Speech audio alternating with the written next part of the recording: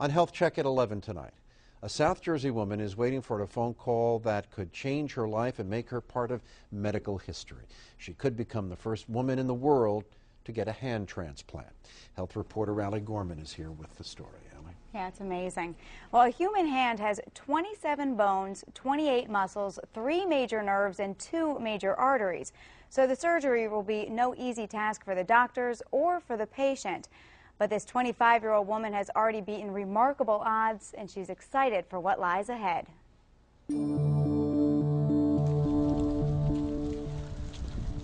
4 years ago, when she lived in West Virginia, Jessica Arrigo was playing pool with her dad when suddenly the room started spinning. And all of a sudden I got sick. It happened within literally 10-15 seconds. The culprit was probably a common stomach virus, but it got into Jessica's bloodstream and caused a massive infection.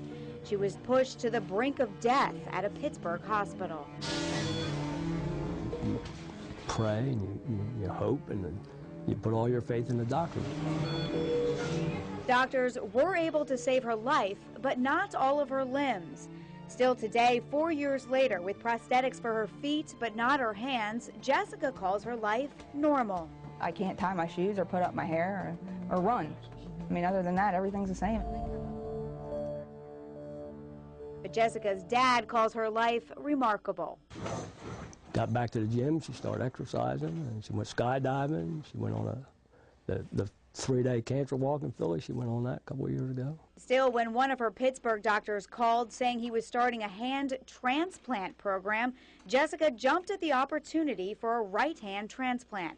She's now one of 2 people awaiting the first transplant there. Out of all the people that have had accidents and trauma and loss of limbs, and you know, I didn't figure they were going to pick me. Jessica is now waiting for a call as soon as doctors find a donor who matches her blood type, hand size, health, race, age, gender, and skin tone.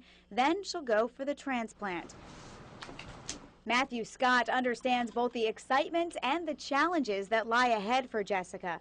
He's the director of Virtua's College of Paramedic Science, but he's also a former patient. 10 years ago, Matt received the world's first successful hand transplant at a hospital in Kentucky. He says Jessica has to be ready for grueling work. I knew I was going to need physical therapy, but I didn't anticipate that it was going to last as long as it did. Mine lasted for 5 years. And Matthew warns Jessica will likely face at least 1 rejection episode. He's had 3, but none in the last 9 years. Still, Matt says despite the challenges, the transplant was worth it. I'm able to get back to those things that, fathers want to do with their sons. Jessica says the new hand will make life a bit easier. So I can carry a cup of coffee one-handed out of Wawa. And she won't have to wear her engagement ring on a necklace. Jessica and her fiancé Rob have put their wedding on hold until after the transplant.